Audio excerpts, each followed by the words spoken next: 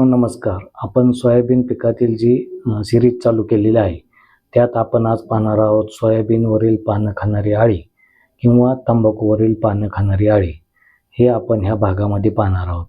शेतकरी बंधूंनो, ह्याला स्पोडोप्टेरा लुटोरा सुद्धा असं म्हटलं जातं किंवा तंबाखूवरील पानं खाणारी अळी किंवा सोयाबीनवरील पानं खाणारी अळी असं सुद्धा म्हटलं जातं. ह्या अळीचा आपल्या भागात जर बघितलं तर महाराष्ट्रामध्ये मोठ्या प्रमाणात सोयाबीन पीक घेतलं जातं आणि ह्याच्यामुळं सर्वच भागामध्ये ह्या अळीचा प्रादुर्भाव होतो. साधारणपणे सोयाबीन पेरल्यापासून काही वेळेस 20व्या दिवशीपासून सुद्धा सुरू होतं किंवा 25-30व्या दिवशी सुद्धा सुरू होतो प्रादुर्भाव. आणि आत्ताचं ढगाळ वातावरण आणि पावसाळी वातावरणामध्ये ह्याचा प्रादुर्भाव जास्त होतो.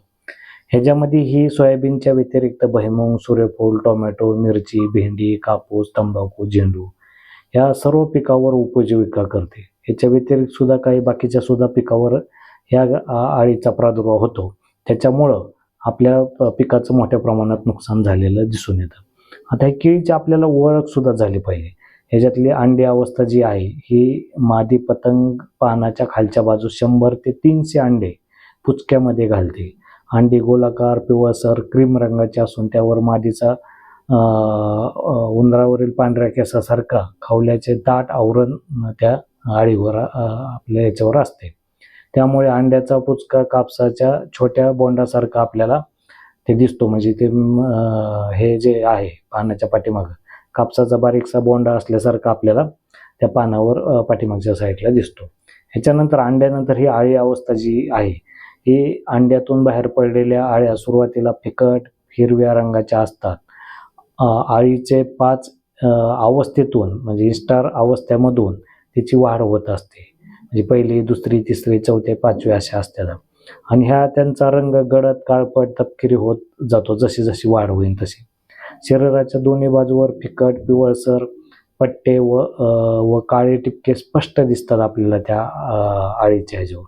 पूर्ण वाढ झालेली अळी जाड, चपळ व चमकदार तपकिरी डोक्याची असून जर आपण बघितलं तर तिला जर धोका काही वाटला तर ती स्वतःपाशी असं वेटोळ करून ती घालते किंवा ती राहते. त्याचबरोबर जर बघितलं तर काही वेळेस ते पानाच्या खाली सुद्धा म्हणजे पडते. ह्याच्यानंतर जर बघितलं तर कोश अवस्था आहे का ह्याच्यातली. पूर्ण वाढ झालेली अळी जमिनीत सुमारे 2 ते 8 सेंटीमीटर खोलीवर मातीची आवरण तयार करून ही कोश अवस्था मध्ये ही अळी जाते. कोस गुळगुळीत, चमकदार व गडद लालसर तपकिरी रंगाचा असतो. त्याच्यानंतर चौथी अवस्था महत्त्वाची म्हणजे प्रौढ अवस्था. प्रौढ पतंग मध्यम आकाराचा व प्रामुख्याने निशाचर असतो. पुढील पंख तपकिरी रंगाचे त्याचे असून त्यावर मलई रंगाची लहरी रेषा, वलय व असे टिपके आपल्याला त्या ह्याच्यावर पतंगावर आपल्याला दिसते. मागील पंख रुपेरी पांढरे ते फिकट करडे असून त्यांच्या कडा गडद तपकिरी असतात. विश्रांतीच्या वेळी हे पतंग म्हणजे छपरासारखे मिटून आपलं ते संरक्षण किंवा ते बसतात. मादी पतंग नरपेक्षा आकाराने किंचित मोठा व अधिक भरदार असतो. हे एक आपल्याला ह्याच्यामध्ये लक्षात घेणं गरजेचं आहे. ह्याच्यानंतर आपण जीवनक्रम ह्याचा बघणार आहोत. तर जीवनक्रमामध्ये जर बघितलं तर ह्याच्यातली अंडी अवस्था ही 4 ते 5 दिवसाची असते. त्यानंतर अळीच्या 5 ते 6 इन्स्टार अवस्था 17 ते 20 दिवसात पूर्ण होतात. पूर्ण कोस अवस्था 2 ते 3 दिवस, तर कोस अवस्था 8 ते 10 दिवसाची असते. त्यानंतर प्रौढ पतंग बाहेर पडतो आणि प्रौढाचं आयुष्य म्हणजे जो पतंग असतो त्याचं आयुष्य 5 ते 6 दिवसचं असतं. संपूर्ण जीवनक्रम साधारणपणे हे अळीचा 36 ते 44 दिवसामध्ये ही पूर्ण करते. म्हणजे जर फेवरेबल वातावरण किंवा तिला जर पूर्ण होस्ट भेटलं, खायला जर अन्न व्यवस्थित भेटलं तर 36 ते 44 दिवसामध्ये ही अळी तिचं पूर्ण जीवनक्रम पूर्ण करते. ह्याच्यानंतर आपल्याला नुकसानीचे स्वरूप सुद्धा बघायचं आहे. अंड्यातून बाहेर पडलेल्या लहान अळ्या सुरुवातीला समूहाने पानाच्या हिरवा भाग खरवडून खातात. खरवडून म्हणजे असं ते खातात. त्यामुळे पानावर पांढऱ्या कागदाप्रमाणे दिसते. वाळलेल्या आळ्या पानांना मोठी छिद्र पाडून ती जाळीदार करतात. तीव्र प्रादुर्भाव जर झालेला आपल्याला त्या पानावर दिसला तर काही वेळेस ते पान सुद्धा सगळं फस्त करतं आणि फक्त आपल्याला त्याच्यामध्ये पानाच्या शिरा शिल्लक राहिलेल्या आपल्याला दिसून येतात. प्रकाश संश्लेषण थांबलं जातं आणि त्याच्यामुळे झाडाची वाढ खुंटते. फुलं असले तर फुलं गळते सुद्धा, किंवा फुलाच्या अवस्थेत असलं तर फुलं ड्रॉपिंग होते किंवा फुलांची वाढ सुद्धा होत नाही आणि याच्यामुळे उत्पादनात मोठ्या प्रमाणात घट होते. पुढील अवस्थेत या आळ्या फळे म्हणजे जे फुलं आहेत किंवा कळ्या आहेत किंवा शेंगावरही उपजीविका काही वेळेस करतात. त्यामुळे आर्थिक नुकसान मोठ्या प्रमाणात सोयाबीनमुळं शेतकऱ्यांचं होऊ शकतं. मग आता ह्याच्यानंतर आपण ह्याच्यामध्ये ह्या अळीचा एकात्मिक व्यवस्थापन कशा पद्धतीने करायचे हे पाहणार आहोत. उन्हाळ्यात खोल नांगरणी करून जमिनीत कोष नष्ट करावेत, हे एक महत्त्वाचं आहे. उन्हाळ्यामध्ये खोल नांगरट झाली पाहिजे, ते जमिनीतले कोल नष्ट केले पाहिजेत. मुख्य पिकाभोवती उंच वाढणारे म्हणजे एरंडी असो, सूर्यफूल असो, बाजरी असो, ज्वारी असो, हे असे सापळा पीक आपल्याला त्याच्यामध्ये लावणं गरजेचं आहे.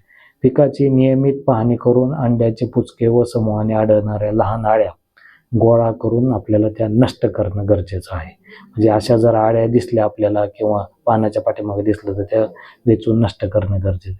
शेण तण मुक्त ठेवून संतुलित खत व्यवस्थापन करणं गरजेचं आहे. शेततणाचा कुठलाही प्रादुर्भाव नसला पाहिजे. खतं हे संतुलितच आपल्या पिकाला गेले पाहिजे. त्याचबरोबर पतंगाच्या संरक्षणासाठी हेक्टरी 5 कामगंध फेरोमेन सापळे लावून त्याच्यामध्ये स्पेडोटोरा ची जी लूर आहे ह्याचा वापर करावा, म्हणजे आपल्याला त्याच्यामध्ये पतंग पकडता येतील. भक्षक पक्ष्याचे संवर्धन करण्यासाठी प्रत्येक 8 ते 10 पक्षी थांबे आपल्याला उभारणं त्या शेतामध्ये गरजेचं आहे, किंवा आपण मॅक्झिमम 25 पर्यंत सुद्धा हे करू शकतात. त्याच्यामध्ये प्रतिबंधक उपाय म्हणून आपण निंबोळी आर्क 5% किंवा आजारेक्टिन जे हे आहे 10,000 ppmचं हे 5 मिली प्रति लिटर पाण्याने आपण जर फवारणी केली तर प्रतिबंधक उपाय म्हणून आपल्याला त्या अळीसाठी चांगल्या पद्धतीने होतो आणि त्या अळीचा आपल्याकडे जो प्रादुर्भाव होणार आहे तो कमी करता येतो. तर अळीच्या व्यवस्थापनासाठी आपल्याला विशेष म्हणजे SLNPV 500 LE 5 मिली किंवा मेटारायझियम हे सुद्धा आपल्याला 5 मिली किंवा 5 ग्रॅम प्रति लिटर पाणी याप्रमाणे जर आपण फवारण्या केल्या तर आपल्याला काही प्रमाणात मध्ये की ह्या अळीचा प्रादुर्भाव आपल्याला नियंत्रण किंवा व्यवस्थापन त्याचं आपल्याला करता येतो. त्याचबरोबर आर्थिक नुकसान पातळी आपल्याला जर ह्या अळीची बघायची म्हणलं तर कामगंध सापळे जे आपण लावणार आहोत किंवा लावलेले आहेत त्याच्यामध्ये सलग 2 ते 3 दिवस सलग 8 ते 10 पतंग आढळल्यास किंवा फुलवऱ्यापूर्वी प्रति मीटर ओळीत 10 आळ्या जर आपल्याला सापडल्या तर म्हणायचे की आर्थिक नुकसान पातळीच्या वर आपल्याकडे ह्या किडीचा प्रादुर्भाव झालेला आहे. ह्याच्यासाठी आपल्याला नैसर्गिक जैविक नियंत्रण सुद्धा करता येतं. मग त्याच्यामध्ये बेवेरिया बॅसियाना हे उपयुक्त बुरश जैविक कीटकनाशक जे आहे ते आपल्याला फवारणीसाठी वापरता येतं आणि मग ह्या अळीचं भक्षक म्हणून सुद्धा करता येतं. ह्याच्याबरोबर आपल्याला काही रासायनिक व्यवस्थापन सुद्धा करता येते. प्रादुर्भाव जर आपला आर्थिक नुकसान पातळीच्या वर जात असेल, आर्थिक नुकसान पातळीच्या जर वर प्रादुर्भाव जात असेल तर आपण काही रासायनिक कीटकनाशकांची फवारणी त्याच्यामध्ये करू शकतात. आणि हे रासायनिक कीटकनाशकांची जर फवारणी आपण म्हणजे जर व्यवस्थितरित्या केली तर आपल्याला ह्या अळीचा प्रादुर्भाव सुद्धा व्यवस्थितरित्या व्यवस्थापन करता येतो. मग त्याच्यामध्ये काही रासायनिक कीटकनाशक जे आहेत क्लोरोअँट्रेनिफॉल 18.50% SC हे 0.3 मिली प्रति लिटर पाणी ह्या पद्धतीने आपल्याला हे कीटकनाशक फवारणीमध्ये वापरता येते किंवा तुम्ही वापरू शकतात. किंवा दुसरं जे कीटकनाशक आहे फ्ल्युओबेंडामाइड 39.35% SC 0.3 मिली प्रति लिटर पाणी आपण जर हे सुद्धा कीटकनाशक आहे हे आपल्याला फवारणीमध्ये वापरता येतं. किंवा स्पेनोटॉरम 11.70% SC 0.9 मिली प्रति लिटर पाणी ह्या पद्धतीने आपण हे फवारणीमध्ये वापरू शकतो. किंवा आपण जर बघितलं तर लिओफेनॉर 4% अधिक इमामेक्टिन बेन्झॉइड 1.5% EC हे संयुक्त कीटकनाशक आहे. हे जे 1.66 मिली प्रति लिटर पाणी आपण फवारणीमध्ये वापरू शकतो. आणि जर प्रादुर्भाव जास्त असेल तर आपण ह्या कीटकनाशकांचा संयुक्त कीटकनाशक जे आहे याचा सुद्धा वापर करून ह्या किडीचा आपण वेळीच बंदोबस्त किंवा त्यांचा व्यवस्थापन आपण करू शकतो. किंवा आपण जर बघितलं क्लोरो अँटिनिफॉल 15% जे आहे अधिक इमामेक्टिन बेन्झोएट 5.5% हे सुद्धा संयुक्त कीटकनाशक जे आहे हे सुद्धा आपण 0.4 मिली प्रति लिटर पाणी फवारणीमध्ये आपण वापरू शकतो. तर शेतकरी बंधूंनी हे वरील मी काही जे कीटकनाशक सांगितले आहेत रासायनिक कीटकनाशक हे आपल्याला ज्यावेळेस आर्थिक नुकसान पातळीच्या वर कीड जाईल त्याच वेळेस ह्या कीटकनाशकांचा वापर त्याच्यामध्ये आपल्याला करावा लागणार आहे. आणि ज्यावेळेस आपल्याकडं म्हणजे प्रादुर्भाव कमी असेल त्यावेळेस जे जैविक कीटकनाशक सांगितले त्याच्यामध्ये निंबोळी अर्क आहे, आजारएक्टिन आहे, हे आपल्याला त्याच्यामध्ये वापरणं गरजेचं आहे. त्याचबरोबर पक्षी थांबे असो, कामगंध सापळे असो, हे आपल्याला वापरून ह्या किडीचं वेळीच अटकाव आपल्याला थांबवला तर निश्चितच ह्या किडीचं व्यवस्थापन चांगल्या पद्धतीने करता येऊ शकतं. तर शेतकरी बंधूंनो, आपण ही सोयाबीनची जी म्हणजे कीड रोग असो किंवा बाकीचा असो ह्याच्यावर श्रृंखला जी चालू केलेली आहे किंवा सल्ला जो चालू केलेला आहे हा आपला शेवटपर्यंत राहणार आहे.